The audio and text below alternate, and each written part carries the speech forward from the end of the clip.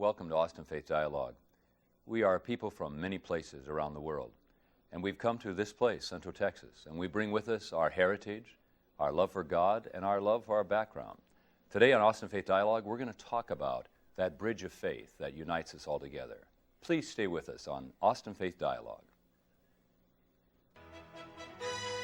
Austin Faith Dialogue, at the crossroads of religion and life. A series highlighting the cultural and social interactions between the worshiping and religious communities in and around the capital city. Austin Faith Dialogue is brought to you by the Austin Metropolitan Ministries in cooperation with KXAN. Join us now in Austin Faith Dialogue.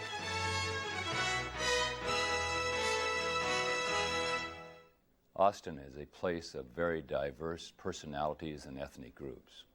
We come from a variety of places, and we cherish that which we come from. We have with us today on Austin Faith Dialogue two persons who represent the very best of Scandinavia, of Sweden. Rod Johnson, who is 1999 Swedish American of the Year, and Bengt Skoldeberg. Did I say it right, Bengt? Pretty That's close. A Swedish immigrant who came to the United States in 1988. Is that correct? Yeah. Pretty close, huh? Yeah. We're glad to have you on Austin Faith Dialogue. Bengt, you said that I could call you Ben, but I like Bengt. That's a good name. Hey, let's go for it. And all right, and how do we say the last name? Real Swedish way. In Swedish, it will be Sköldeberg, Yeah. which doesn't fly very well here. Doesn't go real well in No. this country, so it's Skoldeberg is Yes. what we say. Austin Faith Dialogue tries to hold up for the community and the viewers of this program, people who live in Central Texas and the Austin community who bring with them their heritage and their tradition and their faith expression. And you two represent that. Rodney, you're a second-generation Swede. Tell us a little bit about your background and those who came from Sweden who are your family. The one grandfather came in 1893 to Round Rock and lived there as a bachelor for about 7 years, and then went back to Sweden in 1901 to find a wife. And I've got a couple of letters that describe that search for a wife. He cut hay all summer in Sweden hunting for a pretty girl and found one.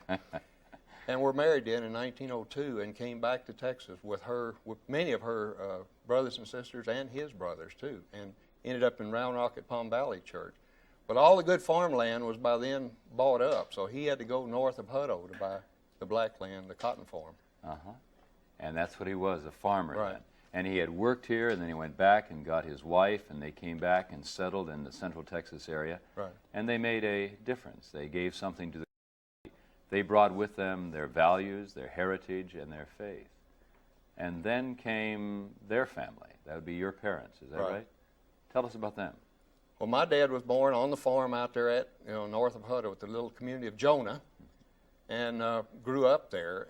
But my grandfather that came here to Texas in 1922 decided he couldn't stand the weather anymore in Texas. So he packs the family up and moves them to Michigan, which is much closer to the climate of Sweden. And my dad gets to Michigan as a teenager and can't stand the winters. So he comes back to Texas in 1932, back to the farm that his father had bought. And settles here and stays here. Yeah. And you are born and raised here, is that Born correct? in Taylor and grew up out at Jonah on a farm, and now live in Georgetown, which is in Williamson County. We're talking about a bridge of faith that Right. connects this part of the world with Scandinavia on this program. Your people came over as people of faith. That has been something that has been a part of your life and has been handed down to you. What would you describe, or how would you describe to our viewing audience, what it means to have those kinds of values? What did they bring with them, and what have they given to this culture? Well, this trip to Sweden this summer has really made me think about that, of how much of our lives are somewhat determined by our heritage, and in this case, a Swedish heritage. And there was a strong faith in them coming. My grandparents didn't come. They weren't the first ones to come. They were much earlier than that. So when my grandparents came, they came to a Swedish community in Round Rock and Hutto and Austin. So there was a support system. But the churches were very important to those early ones. I've learned that from helping develop the county history of Williamson County, that all the immigrants to this area were, one of the first things they did was build the churches. I'd like to ask you a little bit later on what it means to you to be a part of that, and where you really became aware of that heritage, because the people who watch this program may be saying, well, I don't feel that connection with those people who are my ancestors. And maybe you could tell a little bit about when you became more aware of that. Bengt, how about you? When did you hear about Texas? You grew up in Sweden, is that right? Yes, I did, and I've always, I keep telling people here that I was born in the wrong country and wanted to come back home. And I've always liked America, and I don't know really when I get to hear about it. Just has been in my heart, and eventually I got my wife and my kids over here on a year. And we're still here 12 years later. They gave you a year. They promised you a year, and then they said, well, we're going to stay. That's right. And I guess I've always been stubborn. That can be good and that can be bad. But God has been good, and we're here, and it has been a real blessing all these years. You were raised in a faith community in Sweden. There was the Christian tradition and faith there for you as a child growing up? That's correct. Yeah, I was born and raised in a Christian family, and that really, I think, looking back at it, I understand more now what that has meant to me. The older I get, the smarter my parents get. So it has meant a lot for me, and it still does. And I'm real blessed when it comes to my kids growing up here, that we will be able to raise them in the same kind of a faith community in the United States. Mm-hmm. When you came across that bridge, that faith bridge we're talking about, yes, all the way across the Atlantic with your wife, your children, and came to this country, what did it mean for you then to carry on some of your heritage and your tradition? What were some of the things that you and your wife were committed to doing that would help our viewers to say, those are things that we could do? I think the involvement in our church in Sweden, which was a very strong involvement, going to church in Sweden is not necessarily an extremely popular thing. And I think that involvement and that conviction made us really get involved in our church that we still are going to 12 years later, and get involved in youth ministry and singles ministry and board and what have you. So I think that has to do with a little bit being a Swede too, because you're taught to work hard. I think Luther told us that, so we do that. And so what you're saying is that to find a community of faith when you came and immigrated to this country, that was an important part of your becoming involved in the community. You're a businessman, right? Yes, I am. And you have your own business. Yes, sir. And so you set up your business here. Yes. But it wasn't just work, work, work. No, it shouldn't be. It is too much of that. But it is, the church involvement is very important. I mean, it's the foundation for everything. We see when everything else is shaking, that's the only thing that you stand on when the winds are rough. So, no, it is very important. To find a spiritual home. Oh, yeah. What were some of the other traditions that maybe you might and your wife might have been wanting to put into your family life? Do you have some things from Sweden that were special to you during the holidays? Yeah, we celebrate Christmas Eve instead of Christmas Day. It's really supposed to be Christmas Eve when you open the packages and so on. That's one thing that we do.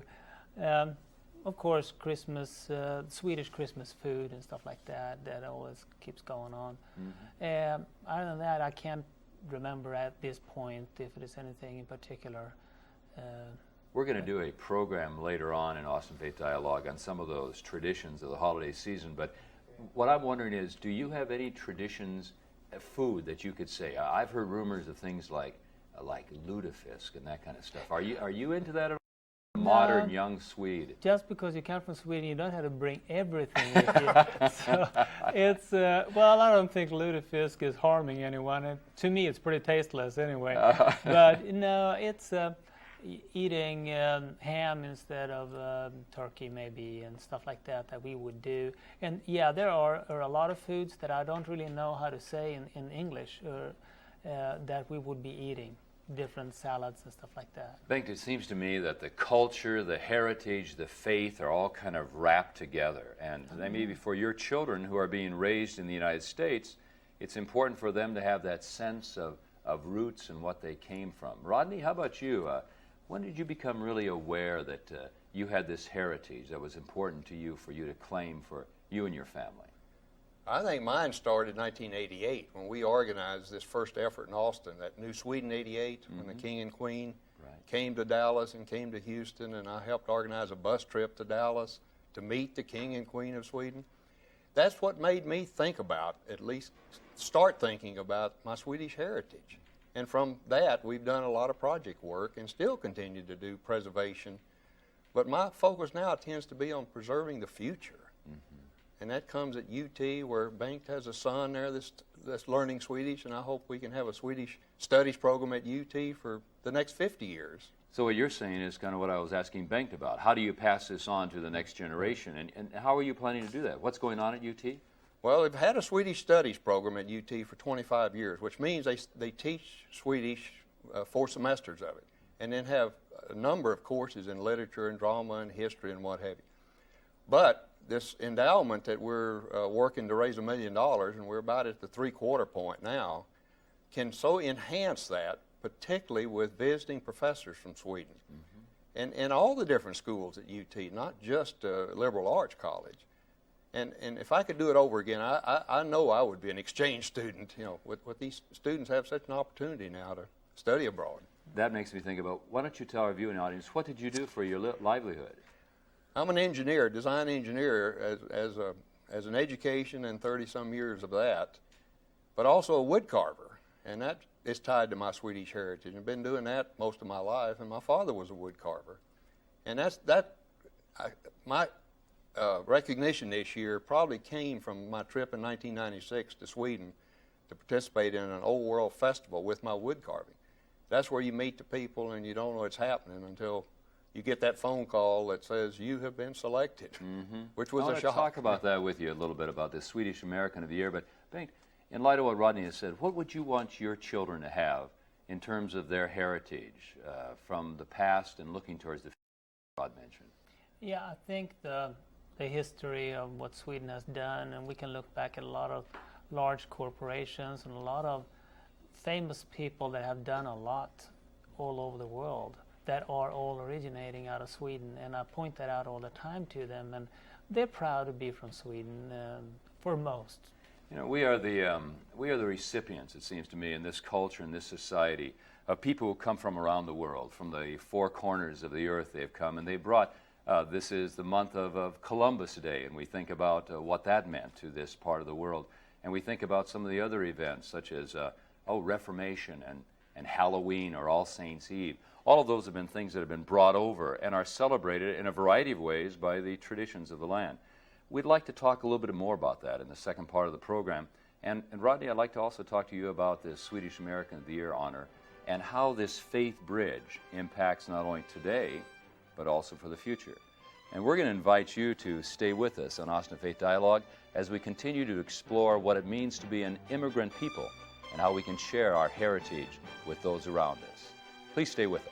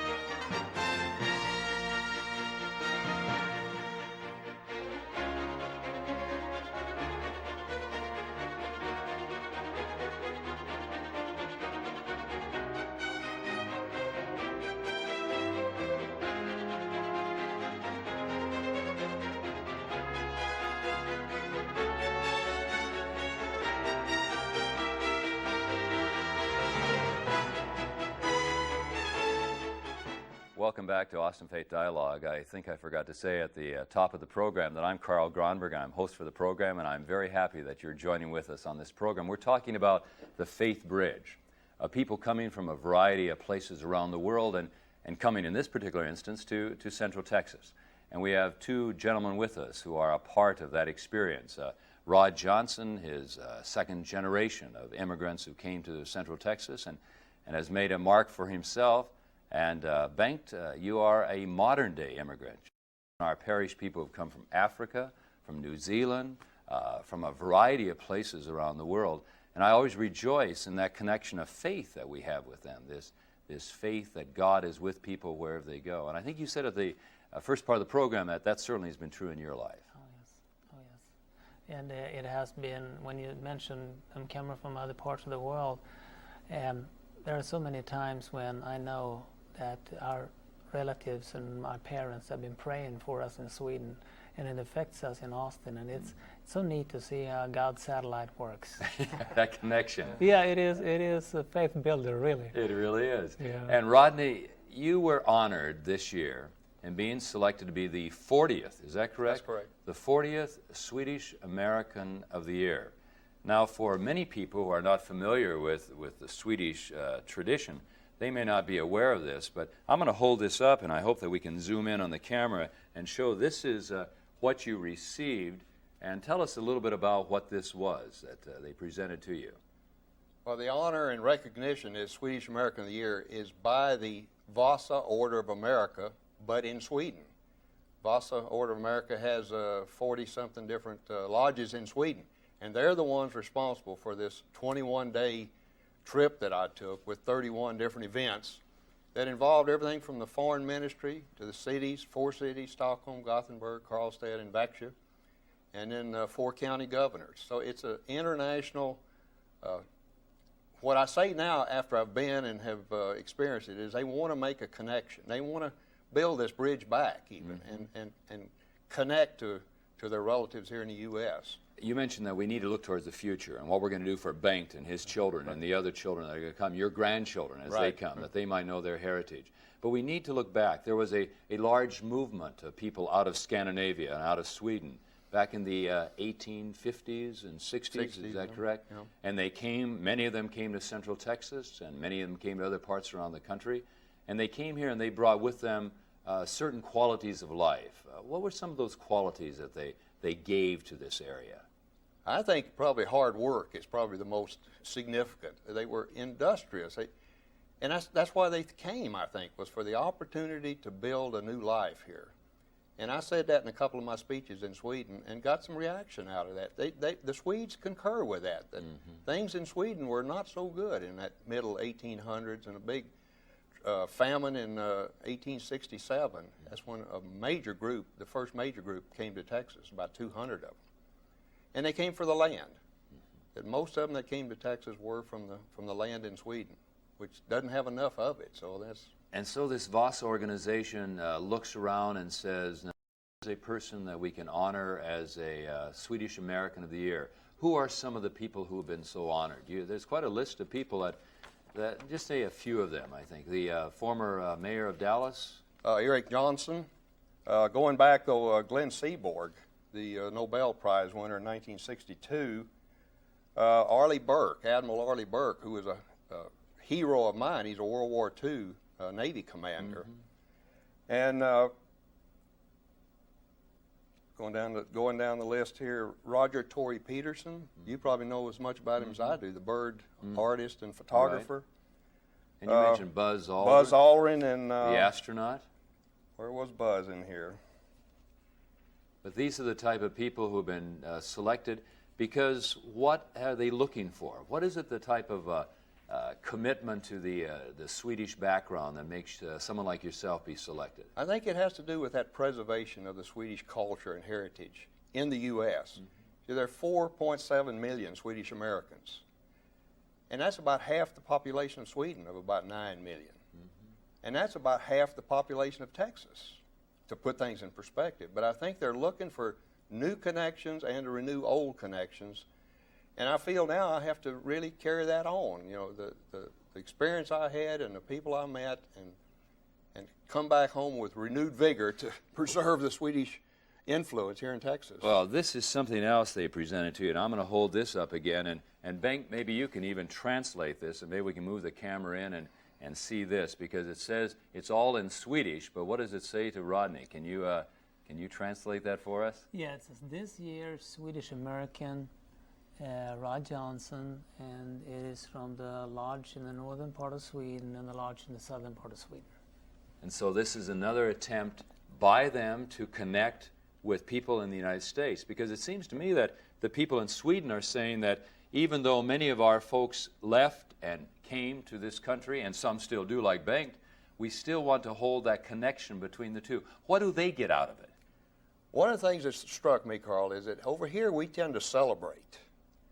And one of the things I participate in is Texas Folklife Festival, which celebrates the diversity of Texas and its ethnic. But you think about Sweden, it's hard for them to celebrate the leaving of 1 million immigrants, but yet they do. It's a commemoration.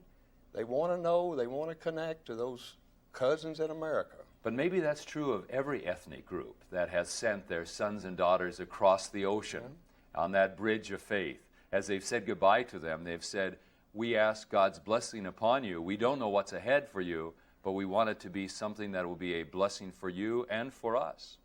And I'm wondering also, Bengt, if maybe the reason that they enjoy these Texans is because with the cold weather in Sweden, maybe it's not so easy to celebrate all the time. No, that's true. That's true. Is that a possibility? Yeah, that's a very possibility. I love the weather here. I've had my quota cold for my whole life. I'm done. You're done with it? Yeah. So you've found in Texas not only the warmth of a community of faith, but you've also felt the warmth of July in Texas, and don't mind that a bit. No, it's great. It's wonderful. What has Texas given to you, Bengt, as one who's immigrated here, and for your family? Besides finding a congregation where you feel spiritually that you can grow, what else have the people of Texas given to you? We have great diversity in Texas. Does that bother you? No, the other way around. I really enjoy that. And because of that, I think I've been very welcomed to Texas, because people are used to all kinds of people. That means that they'll accept me too. And I've been very welcomed. People have been very nice to our family. It has been a wonderful experience. There are so many things. I mean, this is home for us now. We've been here for 12 years, and it has been wonderful. Our kids have grown up here. They've gone to school here their whole life. It's wonderful.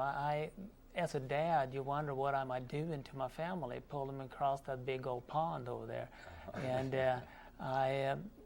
I feel like God has been with us, and it has been good for our whole family to be here. So it's a blessing. I'm enjoying it. A certain amount of freedom and liberation that maybe you might not have had otherwise. Is that right? Yeah, maybe so. You know, there's a lot of, it's easier to do business in a sense over here. People are more open to it. There's a lot of bureaucracy here in Texas that the Swedes don't think exists. It's incredible. But it's the American way, and I've always enjoyed that, and that's why I am here, basically. I enjoy that. And I started my own business in Sweden when I was 24 or something like that.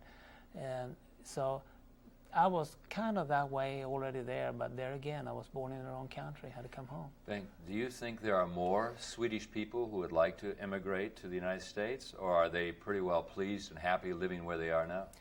Well, you always will have that type of person that wants to do something like we did. But today is very hard for the immigration laws and so on. But, oh yeah, there's a lot of Swedes that want to do that. Then you have the other kind that don't really care to go past the county line. They don't want the adventure. Yeah, One of the questions I've got of Ben is, I hear now that 1 in 5 Swedes are not Swedish born, or their parents weren't Swedish born. That's 20%. Yeah. Are they going to be able to assimilate, you think, into Swedish society? It's hard for them. That's why being a foreigner in Sweden is rough. But being a foreigner here has never been a problem for me, and I guess all of us are in a way. So that is really hard. It is a big problem in Sweden. There's been such a tight-knit community where all these people are coming in, and they are not welcomed very well. And whereas Sad. you would say that maybe there's a different feeling that you've had coming to this country, Oh yeah. more of a sense of openness. Oh yeah, it's unbelievable. We've been so welcomed, it's unreal. We have dear friends from New Zealand, and they say, this is America, and anything's possible. And, I think that's an interesting idea. Oh, yeah. But that bridge of faith goes both ways, because they like to keep their connection with their family in New Zealand, even as you keep your connection with your family in Sweden. Oh yeah. Rodney, what did it mean to you to be selected out of all the Swedish Americans, and there are lots of them, what did you say, 4.7 million. 4.7 million, and you were selected as Swedish American of the Year. What has that meant for you? What perspective has it The given? first question was, why me? You know, how does a farm boy from Williamson County, Texas, ever stand in Stockholm at City Hall at a luncheon? And I think it's because of hard work. It's not an honor per se, it's more of a recognition of work that we've done here. And Carl, you've been involved with us a little bit on this translation project of the Swedish book, Swedes of Texas. That was a significant event that we went through in the early 90s and managed to do it. And that book has become more and more valuable for people to know about their roots here in Texas. That Swedish book, Bengt, have you seen that book? It's Svenskar i Texan. Is that right? How do you say it, Rod? Svenskar i Texas. And what it does, it shows the various communities of the Swedish heritage around Central Texas. And what always struck me in looking at that, I do not read Swedish well, but what I could sense was there was a spiritual component to their lives. Right. They worked, but their families, their church, their schools were values that were just very close to their very soul, if you will, their very being. You mentioned the work, craftsmanship, farming. This is something else I'd like our viewing audience to see, because this is really beautiful.